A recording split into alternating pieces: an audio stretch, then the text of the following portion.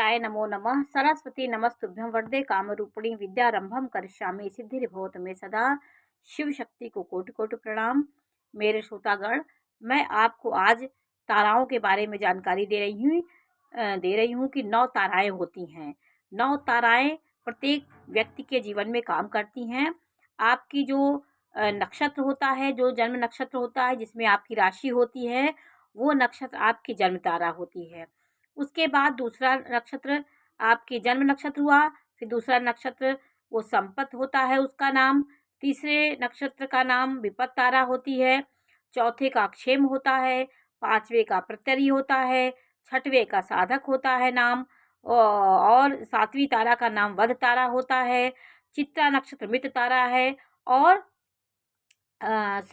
आठवां नक्षत्र मित्र तारा है, और नौवां नक्षत्र अधिमित्र तारा होता है। ये ताराओं का नाम है। ताराओं के नाम के अनुसार ये फल देते हैं।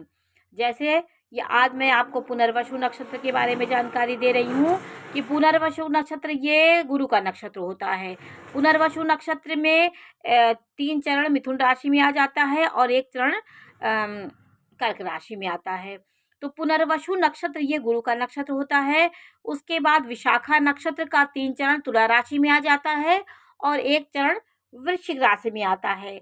और तीसरा नक्षत्र गुरु का पूर्वा भाद्रपद होता है। उसका 3 चरण कुंभ राशि में आ जाता है, 1 चरण मीन राशि में आता है। तो 3 राशियां गुरु के प्रभाव में, 2-2 राशियां, 6 राशियां गुरु के प्रभाव में होती हैं। मिथुन राशि में 3 चरण आ जाते हैं और कर्क राशि, ये 2 राशियां पुनर्वसु में 2 राशियों में प्रभाव रहता है, और विशाखा नक्षत्र में 2 राशियां आ जाती हैं। तुला राशि के 3 चरण तुला राशि में, 1 चरण वृश्चिक राशि में, तो 2 राशियां इसकी हो गई। और कुंभ राशि और मीन राशि, ये 6 राशियां गुरु की राशियों के प्रभाव में रहती हैं। इनमें इनका प्रभाव रहता है।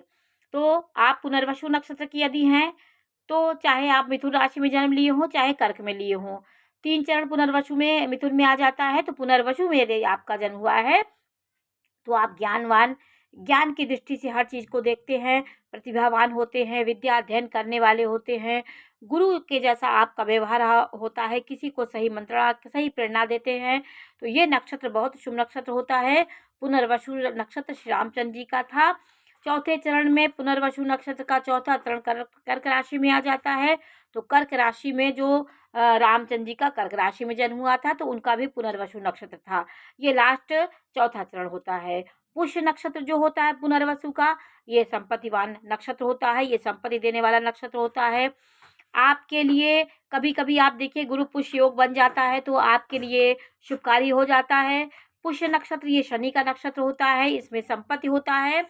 संपत्ति, ये नक्षत्र आपको संपत्तिवान बनाने वाला होता है। इस नक्षत्र में यदि आपके ग्रह ज़्यादा होंगे तो आपको संपत्तिवान जातक होंगे, आपके पास संपत्ति होगी, अचलता होगी आपके पास संपत्ति का। अश्लेषा नक्षत्र विपद देने वाला होता है। जो पुनर्वसु नक्षत्र के जातक होते हैं उनके लिए अश्लेषा नक्षत्र जो होता है, जो बुध का नक्षत्र होता है, वो आपको विपत्ति देने वाला नक्षत्र होता है। विपत्तियों का सामना आपको करना पड़ता है। ये नक्षत्र में यदि ज़्यादा ग्रह होंगे आपके, ये नक्षत्र आपके किसी भी ग्रह के साथ होंगे, तो उस ग्रह से संबंधित विपत्तियां आपको मिलती हैं। मघा नक्षत्र आपके लिए क्षेम है। क्षेम का मतलब होता है क्षमाशील नक्षत्र है। ये नक्षत्र आपको क्षमा कर देने वाला नक्षत्र है।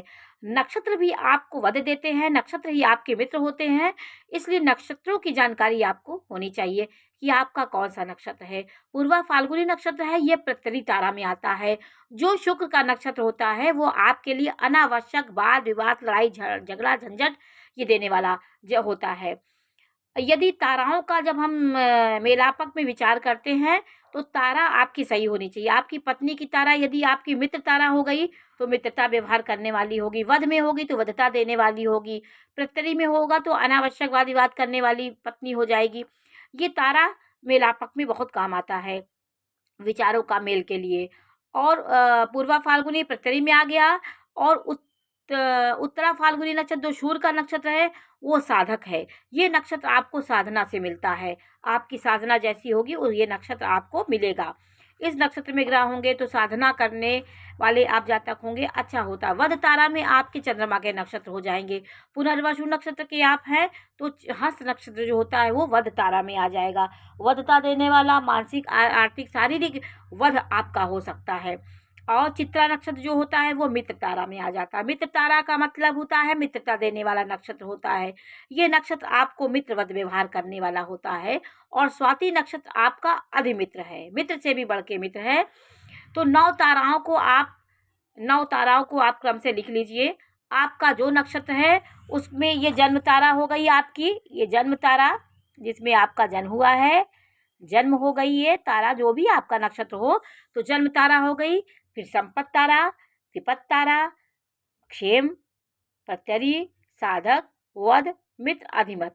तो 3 ताराओं को आप निकाल दीजिए। विपत तारा को आप लिख लीजिए और प्रत्यरी तारा को और वध तारा को, जिसमें सबसे कष्टकारी विपत तारा होती, वध तारा होती है। प्रत्यरी तो लड़ाई झगड़ा झंझट होता रहता है लेकिन बहुत वो नहीं होता, लेकिन वध तारा बहुत खतरनाक होती है। विपत तारा भी होती, विपत्तियां आती हैं इन ताराओं में यदि आपके ग्रह होंगे। यदि ये तारा आपके राशि में आ रहा है या फिर जो ये विपत तारा होती है या विपत तारा, वध तारा, ये जिस दिन आपके जीवन में ये तारा में आपका चंद्रमा प्रवेश होगा उस दिन आपकी समस्याएं बढ़ती हैं। तो ताराओं का विशेष अध्ययन ज्योतिष शास्त्र में किया जाता है। ताराएं हमारे आगे पीछे वो भ्रमण करती हैं। ताराएं जो होती हैं आकाशमंडल में 27 ताराएं होती हैं जिसको हम नक्षत्र बोलते हैं। इन नक्षत्रों से राशियों का निर्माण होता है। और नक्षत्र कौन से नक्षत्र है, शुभ नक्षत्र हैं कि अच्छे नक्षत्र नहीं हैं, नक्षत्र किस राशि में गोचर कर रहे हैं, ये सब आपको अपने नक्षत्र के बाद ताराओं को लिखकर देखना होगा। तो विपत तारा, प्रत्यरी तारा, वध तारा, 3 ताराएं खराब होती हैं। 9 तारा में तीसरी तारा, 5वीं तारा, 7वीं तारा, ये प्रत्येक मनुष्य के लिए खराब होती हैं, प्रत्येक जातक के लिए। लेकिन आपको अपने नक्षत्र से देखना है। आप पुनर्वसु के हैं तो आप इस प्रणाली से इसको आप देखेंगे, विधि से।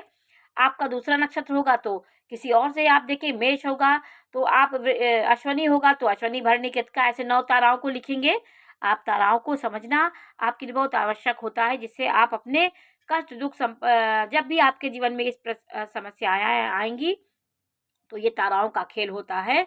जीवन में जितनी भी गतिविधियां हो रही हैं, जितने भी परिवर्तन गति होती है, सब हमारे नक्षत्रों पे, हमारी राशियों पे निर्भर होता है। तो आज हमने आपको पुनर्वसु नक्षत्र की ताराओं के बारे में जानकारी दी। ये जानकारी आपको कैसी लगी हमें अवश्य बताइए। चैनल लाइक करिए, सब्सक्राइब करिए। मैं इसी प्रकार की जानकारी देती रहूँगी। नमस्कार।